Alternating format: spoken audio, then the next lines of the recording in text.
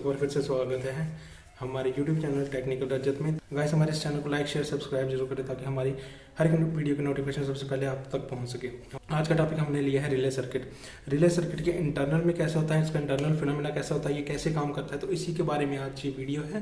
तो ध्यान से देखिएगा, पूरी वीडियो ज़रूर देखें ताकि आपको समझ आ सके कि रिले काम कैसे करता है और क्यों यूज़ होता है। ये तो बताऊंगा मैं आपको, साथ में ये भी बताऊंगा कि इसकी वायरिंग कैसे की जाती है और ये किस किस काम में यूज़ आता है और कितने एम्पेयर तक का यूज़ करते हैं, कितना लोड इस पे ले सकते हैं। सारी डिस्क्रिप्शन में आपको डिटेल में बताऊंगा, तो बने रहिए हमारे चैनल पर।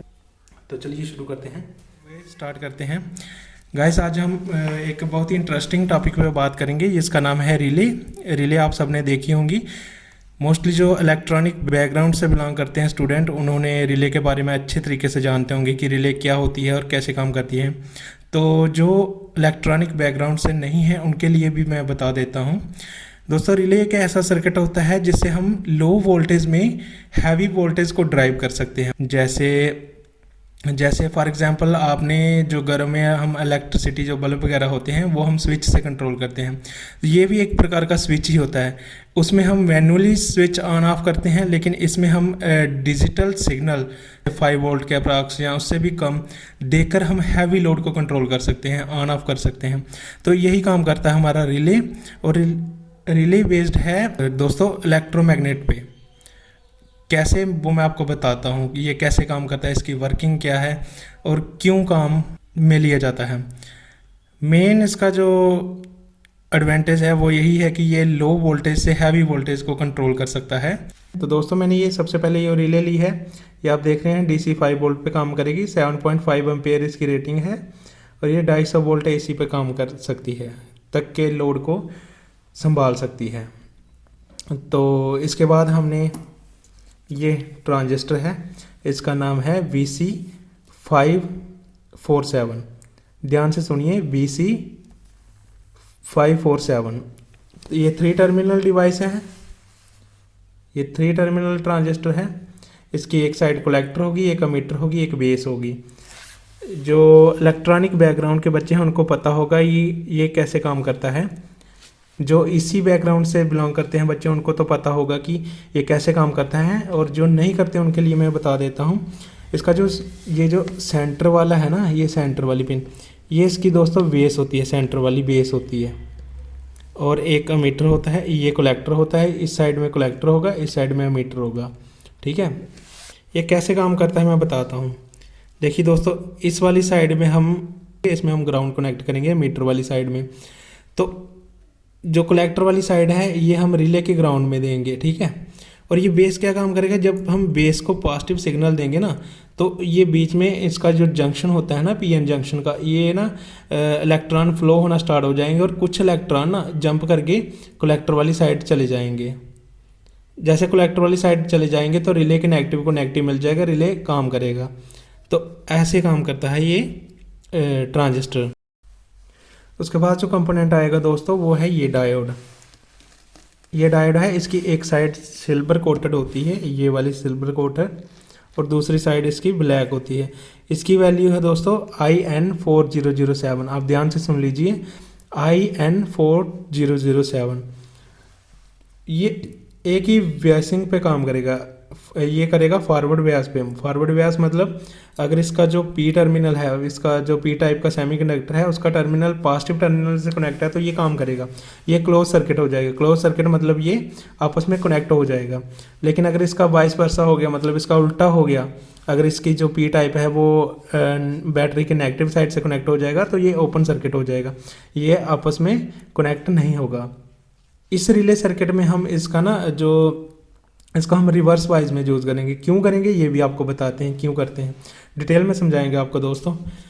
तो ये 4 टर्मिनल हो गए। इसके बाद अगर हमने LED यूज़ करनी है सिग्नल देखने के लिए कि सिग्नल आ रहा है या नहीं आ रहा, तो आप इस टाइप की LED यूज़ कर सकते हो दोस्तों। ये 3.7 वोल्ट पे ऑपरेट होने वाली LED है। इसमें एक और कंपोनेंट बहुत आजकल यूज़ हो रहा है, ये है ऑप्टोकपलर। ये दोस्तों 817 ऑप्टोकपलर है। इसका क्या यूज़ होता है, इसमें ये मैक्सिमम यूज़ किया जाता है। जैसे हमारी ये रिले तो 5 वोल्ट है, ये ऑपरेट हो जाएगी, क्योंकि जो हमारा आईसी होता है ना माइक्रो कंट्रोलर, वो 5 वोल्ट पे ऑपरेट करता है। तो अगर हम रिले 12 वोल्ट की लेंगे तो कई बार क्या होता है, बीच में शॉर्ट सर्किट हो जाता है, जिससे 12 वोल्ट डायरेक्ट आईसी को मिल जाती है, जिससे हमारा आईसी डैमेज होने का खतरा रहता है। तो उसी खतरे को हम दूर करने के लिए क्या करते हैं, ऑप्टो कपलर लगाते हैं।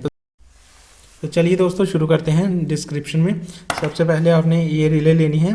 रिले के 5 टर्मिनल है और इस पे भी हमने 5 टर्मिनल बनाए हुए हैं। ध्यान से देखोगे ये 5 टर्मिनल ऐसे रिले लगेगा, ऐसे करके, ठीक है। ये रिले के ऊपर निशान होता है एक, इसको करने के लिए नोटिस, ठीक है। ये हमेशा पॉजिटिव साइड होती है। ये निशान यहाँ भी हो सकता है, यहाँ भी हो सकता है, लेकिन होगा ये पॉजिटिव साइड ही, तो ध्यान रखना। ये निशान मैंने बनाया है इसका पॉजिटिव साइड, ठीक है। तो अब ये है ना, ये हमारा डायोड है जो मैंने आपको बताया IN4007, ठीक है। इसकी ये N टाइप है और ये है P टाइप। तो ये रिले का जो डॉट है ये हमेशा पॉजिटिव होती है। यहाँ से हमने एक वायर ले जानी है, कहाँ पे, जो डायोड का नेगेटिव साइड है, N टाइप में कनेक्ट कर दी। ये हमने यहाँ पे कनेक्ट कर दी, इसके पॉजिटिव डायोड के N टाइप सेमीकंडक्टर के साथ कनेक्ट कर दी। और रिले का जो नेगेटिव टर्मिनल है वो हमने P टाइप सेमीकंडक्टर के साथ कनेक्ट कर दिया।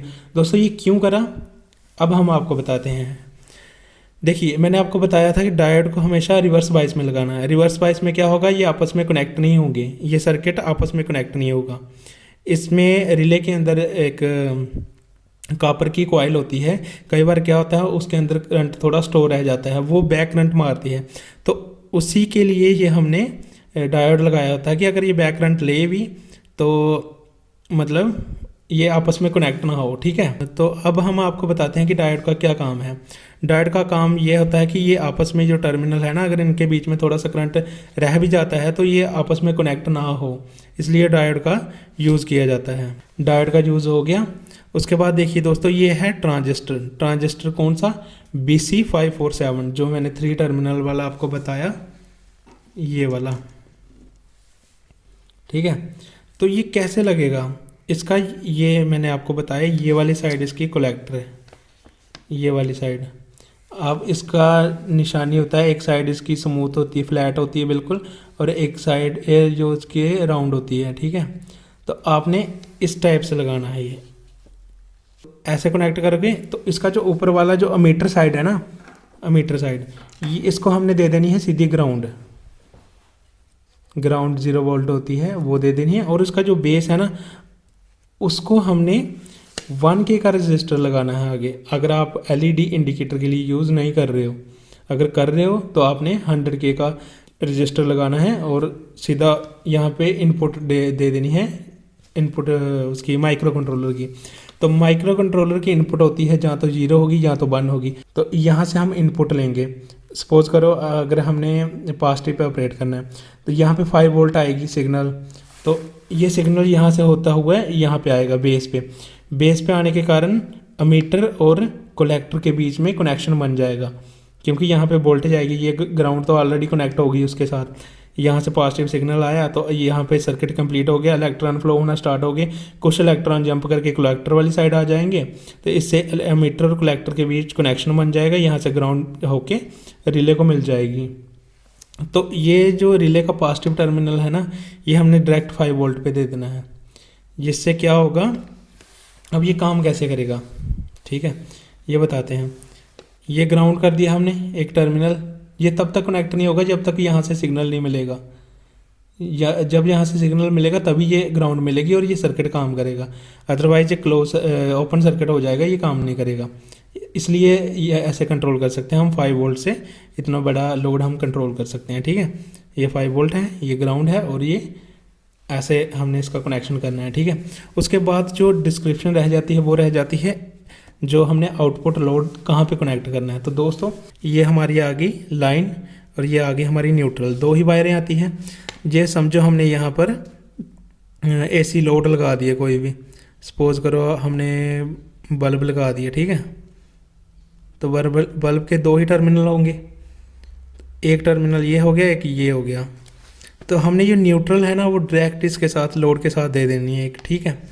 दूसरा ये लाइन आ रही है बाहर से, तो एक लाइन का हमने स्विच के साथ कनेक्ट कर देना, दूसरा वाला कॉमन के साथ होते हुए बल्ब की दूसरी साइड में लग जाएगा।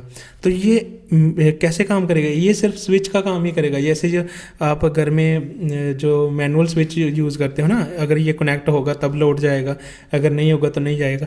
बिल्कुल रिले भी ऐसा ही काम करेगा। रिले का काम भी यही है, इसको सिर्फ आपस में कनेक्ट करना जब माइक्रो कंट्रोलर सिग्नल देगा। जब वो कहेगा ऑन होना है तो ये आपस में कनेक्ट कर देगा इनको और ये बल्ब ग्लो होना शुरू हो जाएगा। तो यही मेन फिनोमेना है इसका, रिले का। होप आपको अच्छे से समझ आया होगा। अगर कोई गलती होगी हो मुझसे समझाने में तो प्लीज़ हमें कमेंट करके बताएं। तो हमारा मेन मकसद यही है कि आपके तक ना इलेक्ट्रॉनिक की नॉलेज पहुंचे, क्योंकि ये जो छोटे छोटे पीसी भी होते हैं ये हम बहुत महंगे दामों में ख़रीदते हैं बाहर। तो ये इनको बनाना इतना ज़्यादा मुश्किल नहीं है, ये हम घर में बना सकते हैं। हम आपको आगे पीसीबी कैसे घर में बनाए ये भी बताएंगे और बाकी के जो कंपोनेंट कैसे काम करते हैं ये भी अच्छे से बताएंगे इसी चैनल पे। तो हमारे चैनल को सब्सक्राइब ज़रूर कर लें ताकि हम जो भी वीडियो बनाएं आपको मिल जाए, आपको पता चल जाए, आप बेसिक सीख सकें। ठीक है।